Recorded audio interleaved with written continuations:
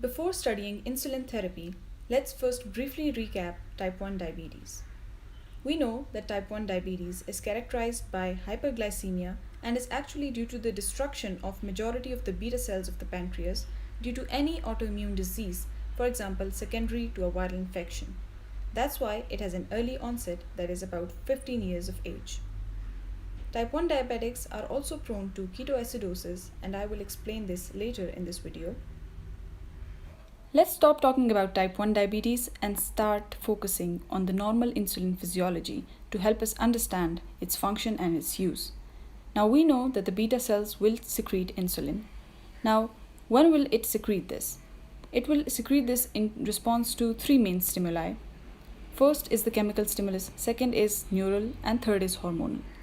The chemical stimulus is actually given by the glucose and amino acids levels in the blood after we eat, while the neural stimulus is by the parasympathetic nervous system, which of course increases insulin release, while sympathetic nervous system beta 2 receptors will also increase insulin release, while alpha 2 receptors will decrease it. Lastly, the hormonal stimulus is glucagon-like peptide 1, gastrointestinal inhibitory peptide, gastrin, secretin, and cholecystokinin, all of which will increase insulin secretion. Now that insulin has been released from the beta cells of the pancreas, what does it do in the body? We'll look at some of the major metabolic effects of insulin. Firstly, what it will do is increase the glucose uptake and utilization in the peripheral cells to lower the blood levels of glucose. Secondly, it will inhibit glycogenolysis, that is, glycogen breakdown in the liver, in the muscle tissue, etc. It will inhibit gluconeogenesis in the liver as well by inhibiting the rate regulating enzyme, that is fructose 1,6 bisphosphatase. Thirdly, it will increase protein synthesis. It will increase fat deposition and storage in the adipose tissue. It will augment glycogenesis in the liver and muscle, and also increase potassium uptake.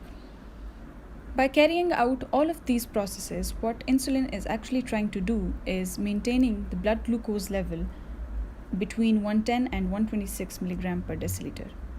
And all of these actions of insulin that we've just discussed are antagonized by another sets of hormones such as growth hormone, thyroxine, glucagon, corticosteroids, and catecholamines.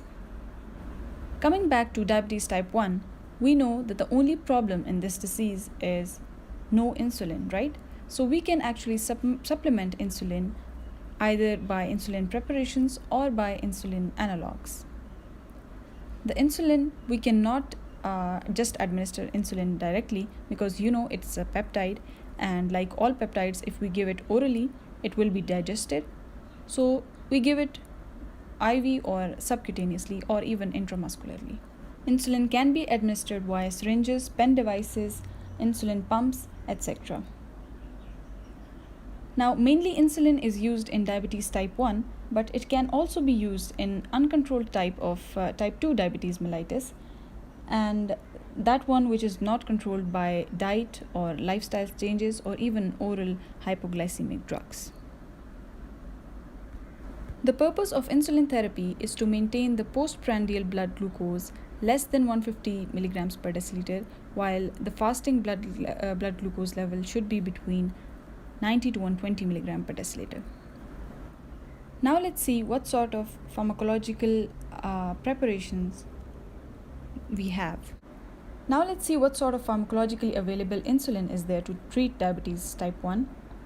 First are the insulin preparations that are either derived from an animal source or from recombinant DNA technology, and that have the same structure and amino acid sequence as human insulin, while the second ones are insulin analogs. They are slightly different from the human insulin. The first of the insulin preparations are conventionally derived from animal sources. The second are monocomponent insulin, which are actually purified forms of the conventional. And third is the human insulin. Conventionally, insulin was derived from beef, that is bovine insulin, or from pig, that is porcine insulin. The beef bovine insulin is different from human insulin by 3 amino acids, and it is also antigenic because it might contain pancreatic proteins or as well as the C peptide that makes it proinsulin. The porcine insulin has one amino acid different than the human insulin and is less antigenic than the bovine one. Both of these are not used currently. Secondly, the monocomponent insulin is actually a purified form of the porcine insulin. The purified form does not contain the pancreatic proteins and proinsulin and is less antigenic than the conventional form. And the purified insulin should have less than 10 parts per million proinsulin contamination. Lastly, the human insulin is derived from recombinant DNA technology by E. coli or yeast. It has the same amino acid sequence as human insulin, thereby it will not cause antigenicity and no immune response. It does not cause lipodystrophy at the site of subcutaneous injection, and there is no insulin resistance as well. The examples are regular insulin or human NPH insulin. The regular insulin can also be given IV in emergency cases such as diabetic ketoacidosis. Now, the insulin analogs are also created by recombinant DNA technology, but they have a slightly different amino acid sequence and thus different pharmacokinetic properties. That is actually good because if it is entirely human insulin, then it can be proteolyzed and it will not have a longer action. They will have the same action as insulin, and they are divided into rapid acting, short acting, intermediate acting, and long acting insulins. The rapid acting insulin is Lispro. It can be given IV as well in emergency cases, Aspart and Glulicine. It is given just before meals because it has a very rapid onset of action of just 5 to 15 minutes and peak is reached in 30 minutes. The short acting insulin is the regular soluble insulin that we discussed previously in the human insulin, and its onset is about in 30 minutes and peak reaches 2 to 4 hours, so it should be given 30 to 45 minutes before meal. It can be given IV as well in emergency cases. Thirdly, intermediate acting insulins are neutral protamine H-DON insulin or isophane insulin. Its onset is in about 1 to 2 hours and the peak reaches in 6 to 10 hours. It can be given subcutaneously. Lastly, the long-acting insulins are glargine and detamers. They are extensively bound to albumin, so they have a prolonged action. Their onset is in about 24 hours and they have no peak, they are peakless. That's why they maintain a constant background level of insulin and thus have a reduced risk of nocturnal hypoglycemia. They are, however, contraindicated in pregnancy. Two important drug interactions with insulin are important.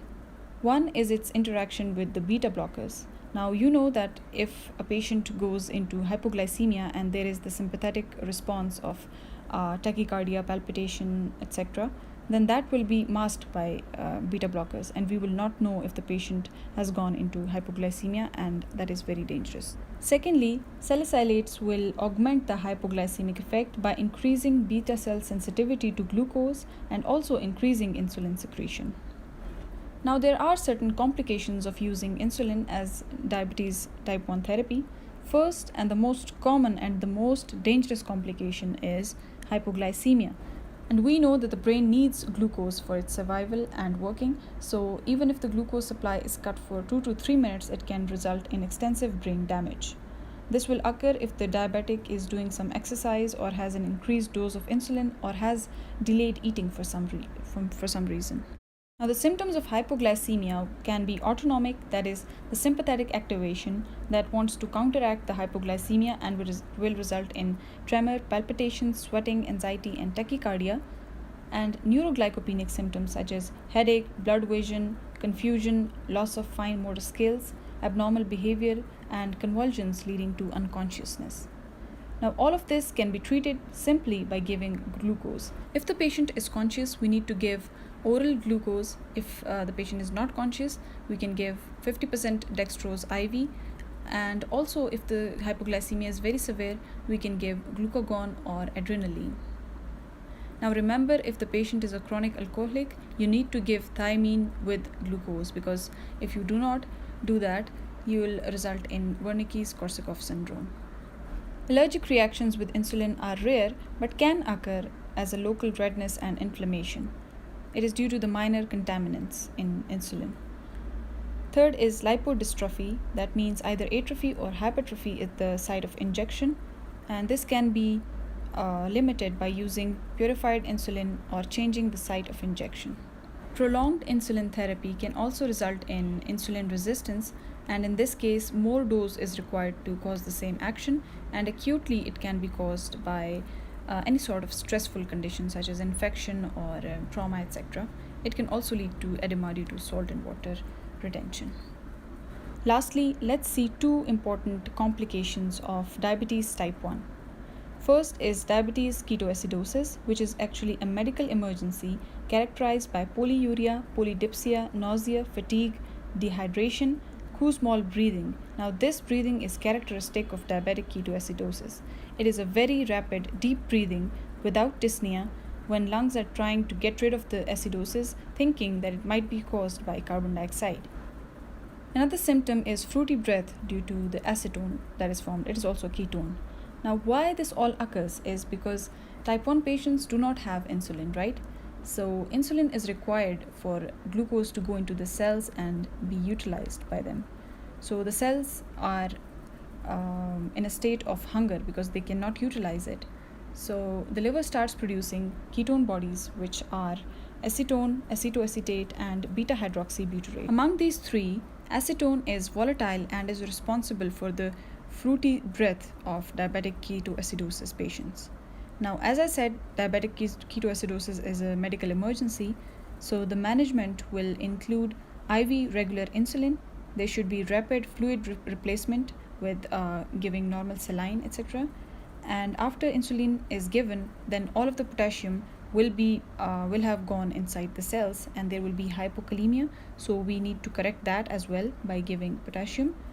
And if required, we can also give sodium bicarbonate, and if needed, phosphates and antibiotics should also be given, because as I said, diabetic ketoacidosis is precipitated by stressful conditions such as infection.